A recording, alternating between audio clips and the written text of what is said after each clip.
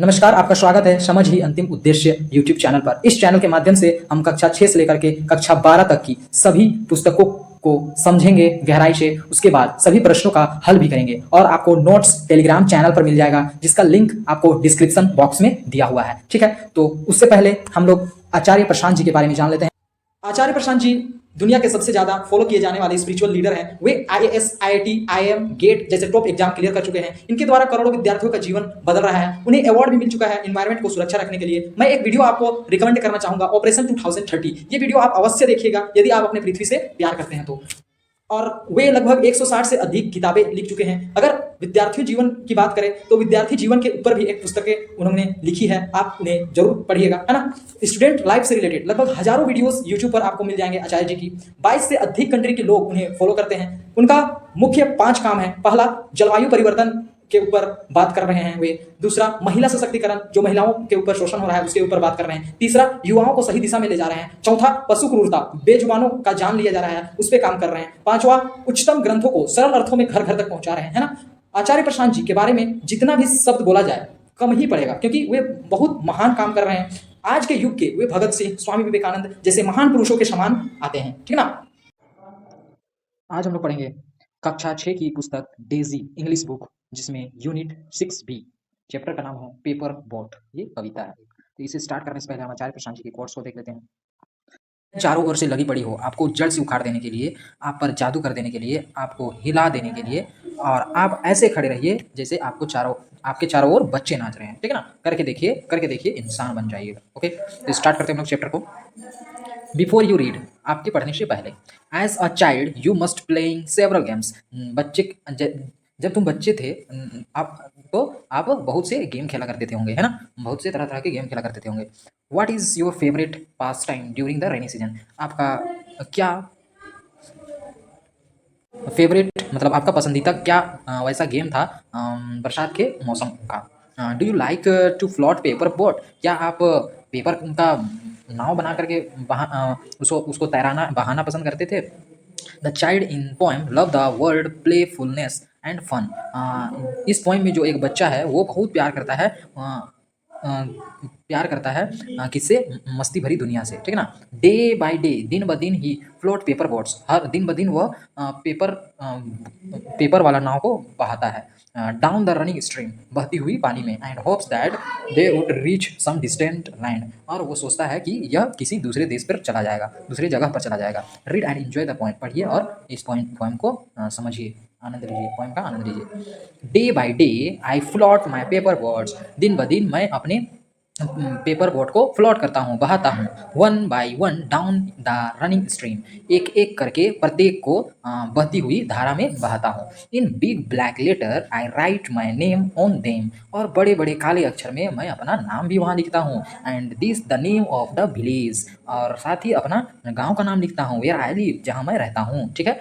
वो दिन ब दिन क्या करता है, पेपर बोट मतलब पेपर का नाव बहाता है, ठीक ना, किसमें, बहती हुई धाराओं में, और अपना नाम भी बड़े बड़े अक्षरों में लिखता है, और अपना गांव का नाम भी लिखता है जहां वो रहता है। I hope that someone in some strange land will find them and know I am who am I, मैं आशा करता हूँ कि कोई समवन कोई जो कोई भी अजनबी जो दूसरे ज़मीन पर है, दूसरे देश पर है, वह पाएगा इस बोट को, और वह नो हु एम आई, और मैं कौन हूँ वह जानेगा, ठीक है। और मैं कौन हूँ उसको वह जान जाएगा, ठीक है।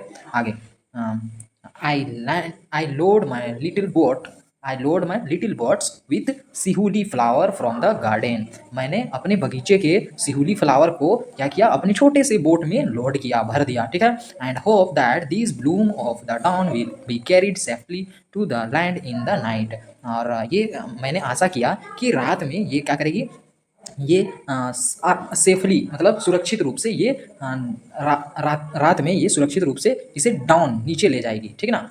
I launch my paper boat and look up into the sky, मैंने अपने पेपर बोट को छोड़ा और आसमान की ओर देखा।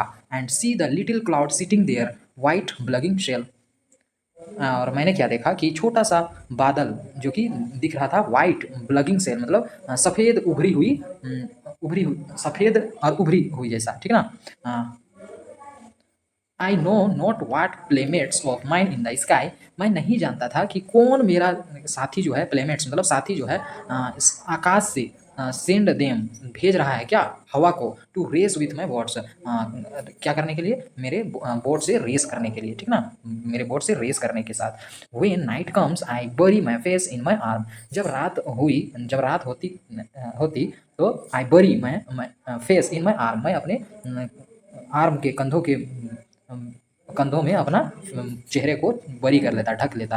And dream my paper boat float on and on under the midnight star. और सपने देखता, and dream that my paper boat, और सपने देखता कि मेरा जो पेपर बोट है वो तैर रहा है on under the midnight star, रातों की रातों की तारों के बीच में वह तैर रही है मेरा पेपर बोट, ऐसा सोचता है, ठीक ना। आगे देखिए, the fairies of sleep are sailing in them. वहाँ क्या करती, परी, सोती हुई परियाँ वहाँ क्या करती, यात्रा करती उस बोट पर। And landing in their basket with full of dreams, और lading and lading in their basket, और उनके जो टोकरी में सपने भरे हुए होते हैं, ठीक है ना, ऐसा वो सोचते हैं। तो क्या नाम है कवि का, रविंद्रनाथ टैगोर, ठीक है। तो चलते हैं हम लोग चैप्टर की ओर। देखिए आपको हिंदी में मैंने कर दिया है, आप पढ़ सकते हैं, खुद से भी समझ सकते हैं, ठीक है। रविंद्रनाथ टैगोर, May 7, 1861 से August 7, 1941 was a Bengali poet. He became the first Indian to win Nobel Prize in Literature. ये एक फर्स्ट इंडियन थे जो कि नोबेल प्राइज जीत चुके थे लिटरेचर में, ठीक ना। 1913 for his collection of poem Gitanjali. Gitanjali लिखने पर इनको नोबेल प्राइज मिल चुका था। He is also known as bard of Bengal, the bard of Bengal. इन्हें बंगाल का बार्ड ऑफ बंगाल भी कहा जाता था, ठीक ना, बंगाल का शेर भी कहा जाता था। Our national anthem Jana Gana मन वाज रिटेन बाय हिम। हमारा जो नेशनल एंथम है देश का, वह इन्हीं के द्वारा लिखा गया है, ठीक है। Try to find and read more of his poem like vacation and the last version bargain, ठीक है ना। और ज़्यादा से ज़्यादा पढ़िए और इनके पोएम को, एक पोएम है वैकेशन और एक है लास्ट वार्गेन, ठीक ना।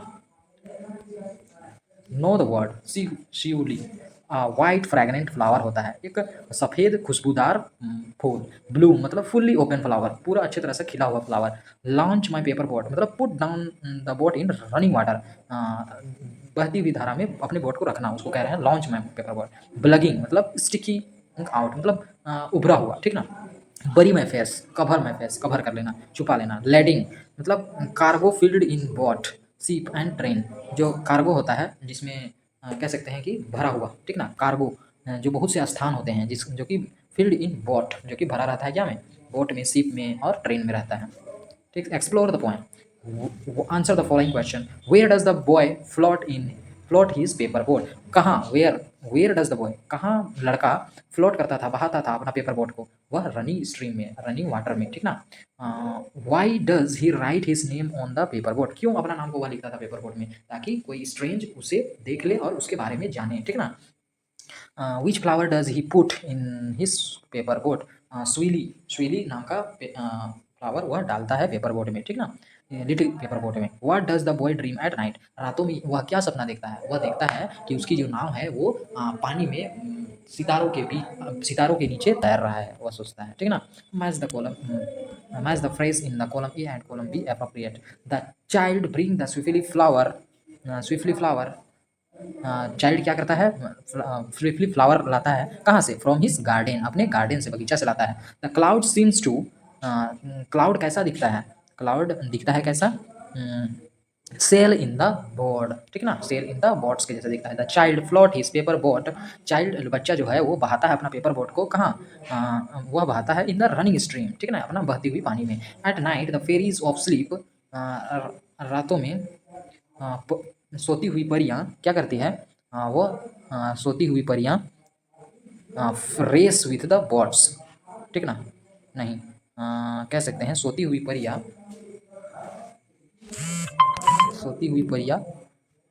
इसमें हो सकता है रेस विथ बॉट्स, हाँ यही हो सकता है, ठीक है ना। The child write his name in black letter, in big black letter, ठीक। अगला क्वेश्चन आंसर मैंने लिख दिया है, आप यहाँ से देख सकते हैं, वैसे टेलीग्राम चैनल पर आपको सारा मिल जाएगा, okay. Word power in this poem, इस कविता में running stream and bulging sail are used in pair. Running stream और ब्लगिंग सेल एक जोड़े में यूज किया है। It is termed as a collection. इसको हम लोग क्या मानेंगे? कलेक्शन मानेंगे। कलेक्शन इज टू और more words group naturally go together and sound correct together. Collection क्या होता है? यह दो या दो से अधिक वर्ड होता है, वर्ड का ग्रुप होता है जो कि नेचुरली आता है एक साथ, और इसका साउंड जो होता है एक साथ में अच्छा सुनाई देता है। जैसे कि example day night, fast sleep, as sleep, deep sea, ठीक है ना, एक साथ जो वर्ड आते हैं। तो now match the words column A and column B to form proper collection. Collocation, ठीक ना, कोलोकेशन, कोलोकेशन, प्रॉपर कोलोकेशन बनाने के लिए आपको मैच करना है। मेजर, मेजर क्या होगा? मेजर प्रॉब्लम, ठीक है, major problem. Heavy, heavy rain कह सकते हैं। Turn around, sound, sound, sound कह सकते हैं हम लोग। और नीचे है क्या? नहीं है, तो साउंड का भी छोड़ते हैं, आगे बनाते हैं। स्वीट ड्रीम कह सकते हैं। स्ट्रॉन्ग, स्ट्रॉन्ग, स्ट्रॉन्ग टी कह सकते हैं। ब्लू स्काई कह सकते हैं, ठीक है। तो लास्ट में क्या बचा? स्लीप। तो साउंड स्लीप हो सकता है, ठीक है। देखते हैं हमने कैसे बनाया है। अच्छा, साउंड एज स्लीप, ठीक है, बिल्कुल सही बनाया हमने। ओके, ऐसे क्वेश्चन आंसर मैंने बना दिया है।